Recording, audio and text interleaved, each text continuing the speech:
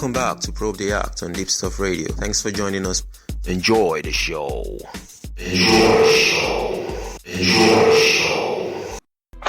Right, welcome back to Probe the Act on Deepstuff Radio with Emmy Hikins, and a lovely singer and a songwriter, a rapper actually, all the way from Jed J is also a musician, all the way from Birmingham, Alabama, Jed J. So, how important are your fans?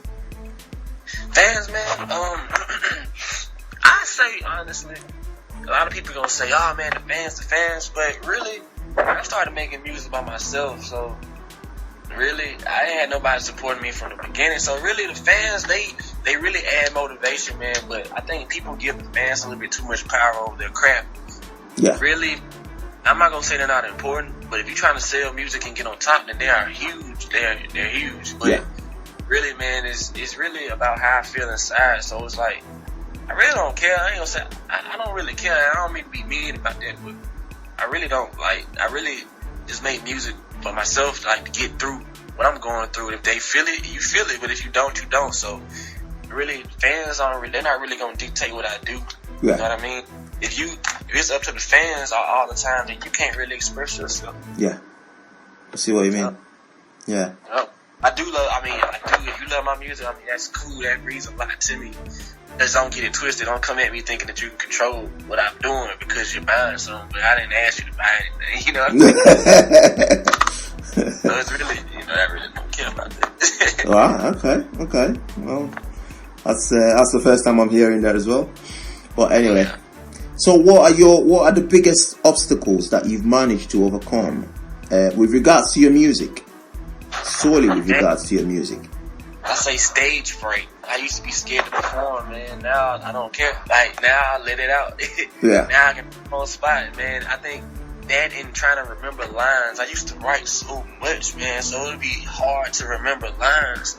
And it still is for me, but I figured out ways how I can get better at it. I just have to keep playing it over and over.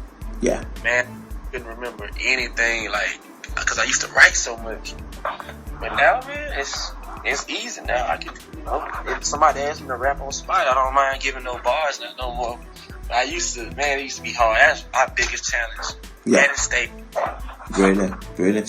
So, can you tell us about your online presence? Twitter, Facebook page, Reverb Nation, SoundCloud. Go for it. Oh yeah, man. Well, want me to get my @ names and all that good stuff?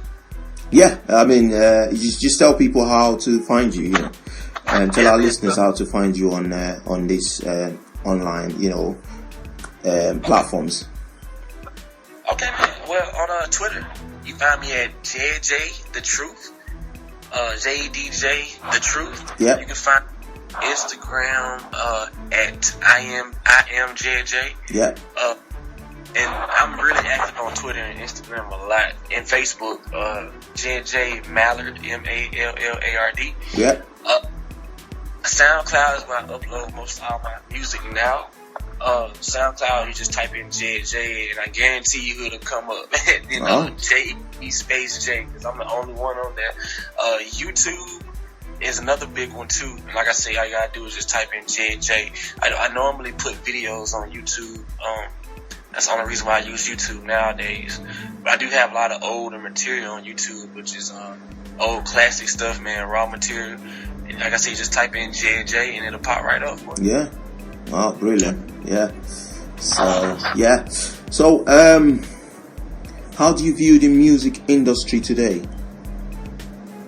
Man, I mean, it's a lot of good and a lot of bad with it. I feel like now, back in the day when music was, when hip hop was first coming out hard, it was more realistic back in the day.